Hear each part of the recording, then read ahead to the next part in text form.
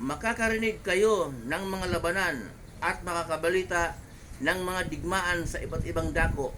Ngunit huwag kayong mababahala dahil talagang mangyayari ang mga iyon. Bagamat hindi pa yon ang katapusan ng mundo.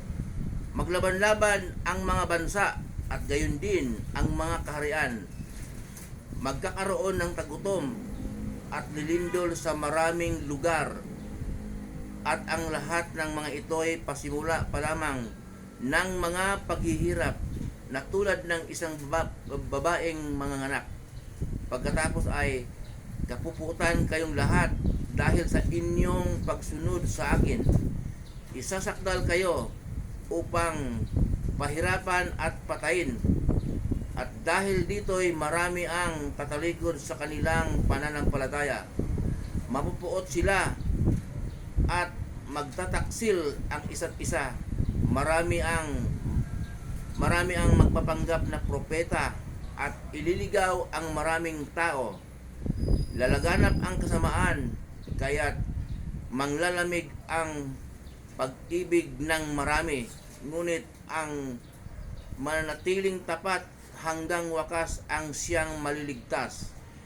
Ipangaral sa buong sanlibutan ang magandang balitang ito tungkol sa kaharian ng Diyos upang magsilbing patotoo sa lahat ng bansa at saka darating ang wakas. Yung pala pong lahat na nabalitaan po natin na gira, mga kahirapan, lindol, nakasulat po sa Bible ay sa binasa ng lingkod. May verse man akong nilagay dyan.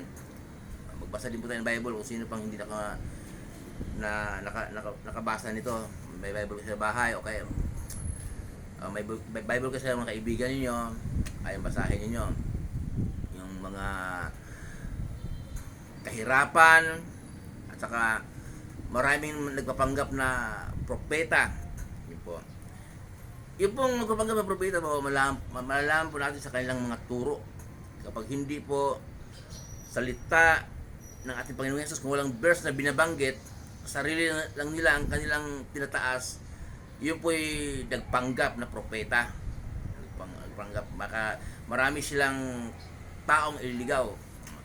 Ang inyong lingkod po, nagpost ako ng ganito, may verse man akong binanggit. Hindi po to gawa-gawa ko. Basahin din po ninyo para hindi niyo ako mahatulan. Bakit ba ako nagpo-post ng ganito? Kasi po, pinagkalooban ako ng Diyos ng kaunawaan, para ihayag ang kanyang salita. Kaya kung hindi po ako, nakasulat po sa Bible yun, kung babasahin po natin, marami dyan nakasulat na kapag pinagkalooban ka ng Diyos ng kaunawaan para maghayag ng kanyang salita, Christian ka, kumbaga, kailangan hindi ka manahimik kundi ihayag mo. Yan, kay Pablo, mga sulat Pablo, mababasa po natin doon. Kahit sa Old Testament, ihayag mo. May pananagutan ka sa Diyos kung hindi mo ihayag ang kanyang salita. Ang pinagkaloob sa iyong biyaya na maghayag ng salita, kung hindi mo gagamitin, ay may pananagutan ka sa kanya.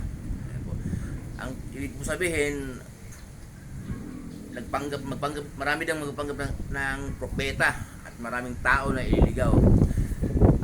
Ano po, turo natin Panginoon Hesus po, mabasa po na sa Bible para hindi po tayo maligaw, no? Nandoon po sa Mateo, Lucas, Marcos at Juan. Yan ang mga turo natin Panginoon Hesus. Kristiyano po tayo ngayon. Kristiyano, mga turo ng ating Panginoon Hesus ang ating pamumuhay araw-araw. Yung pong mga gawa, Corinto, Roma, Colosas hanggang Aklat ni Judas, yung mga turo at patotoo ng kanyang mga alagad. Utos ni Jesus yun, kasi sabi ng ating Panginoon Jesus, bago umakyat sa langit, kinausap niya ang kanyang mga alagad kung paano ako isinugo ng aking Ama, gayon din isinusugo ko kayo. Kaya pag akyat ng ating Panginoon Jesus sa langit, bumaba ang banal na espiritu.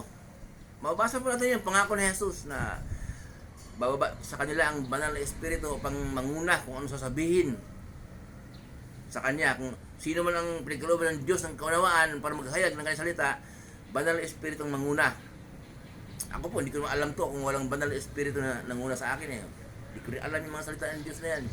Kaya buong New Testament po, yun ang ating pamumuhay araw-araw.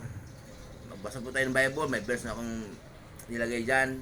Muli po yung lingkod, si Chef Roy. Pagpapalain po tayo ng Diyos. Ingatan tayo ng Diyos at mag-ingat po tayo. Kahit saan tayo pupunta, anong balak na sa buhay, aalis tayo, manalangin po bago tayo umalis.